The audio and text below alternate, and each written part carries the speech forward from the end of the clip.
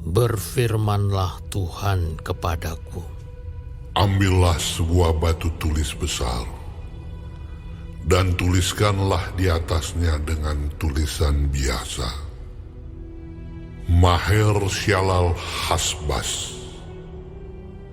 maka aku memanggil dua saksi yang dapat dipercaya, yaitu Imam Uriah dan Zakaria bin Yeberekyah.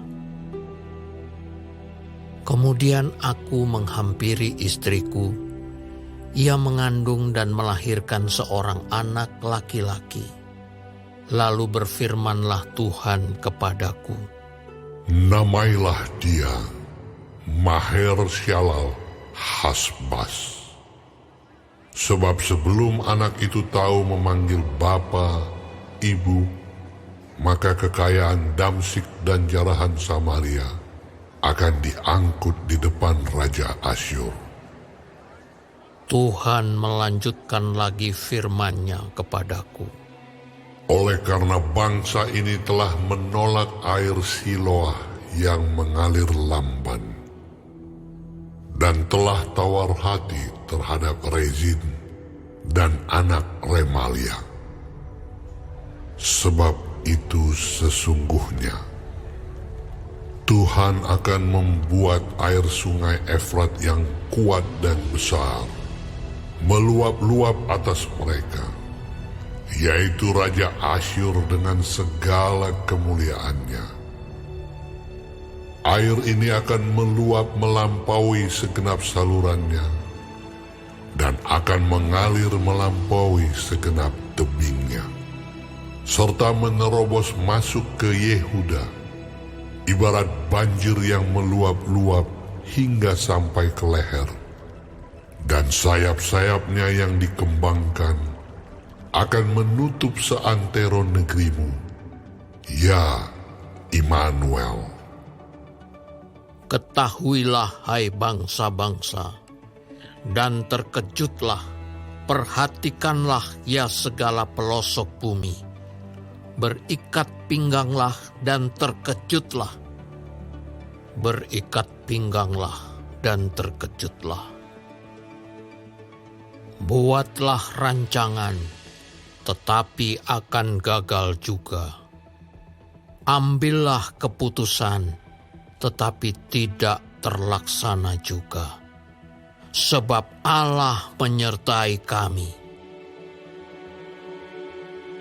Sebab beginilah firman Tuhan kepadaku, ketika tangannya menguasai aku, dan ketika Ia memperingatkan aku, supaya jangan mengikuti tingkah laku bangsa ini. Jangan sebut persepakatan segala apa yang disebut bangsa ini persepakatan. Dan apa yang mereka takuti, janganlah kamu takuti. Dan janganlah gentar melihatnya. Tetapi Tuhan semesta alam, Dialah yang harus kamu akui sebagai yang kudus. Kepadanyalah harus kamu takut, dan terhadap Dialah harus kamu gentar. Ia akan menjadi tempat kudus, tetapi juga menjadi batu sentuhan dan batu sandungan bagi kedua kaum Israel itu, serta menjadi jerat dan perangkap bagi penduduk Yerusalem. Dan banyak di antara mereka akan tersandung, jatuh dan luka parah, tertangkap dan tertawan. Aku harus menyimpan kesaksian ini dan memeteraikan pengajaran ini di antara murid-muridku. Dan aku hendak menanti-nantikan Tuhan yang menyembunyikan wajah-Nya terhadap kaum keturunan Yakub. Aku hendak mengharapkan Dia. Sesungguhnya aku aku dan anak-anak yang telah diberikan Tuhan kepadaku adalah tanda dan alamat di antara orang Israel dari Tuhan semesta alam yang diam di Gunung Sion. Dan apabila orang berkata kepada kamu, mintalah petunjuk kepada arwah dan roh-roh peramal yang berbisik-bisik dan komat kami. maka jawablah, bukankah suatu bangsa patut meminta petunjuk kepada Allahnya? Atau haruskah mereka meminta petunjuk kepada orang-orang mati bagi orang-orang hidup? Carilah pengajaran dan kesaksian.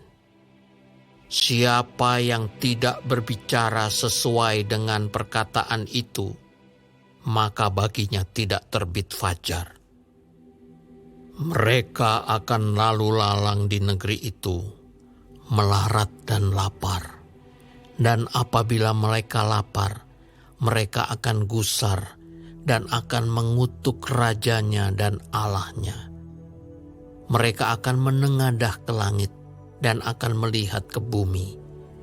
Dan sesungguhnya hanya kesesakan dan kegelapan, kesuraman yang mengimpit, dan mereka akan dibuang ke dalam kabut. Tetapi tidak selamanya akan ada kesuraman untuk negeri yang terimpit itu. Kalau dahulu Tuhan merendahkan tanah Zebulon dan tanah Naftali, maka di kemudian hari Ia akan memuliakan jalan ke laut, daerah seberang sungai Yordan, wilayah bangsa-bangsa lain.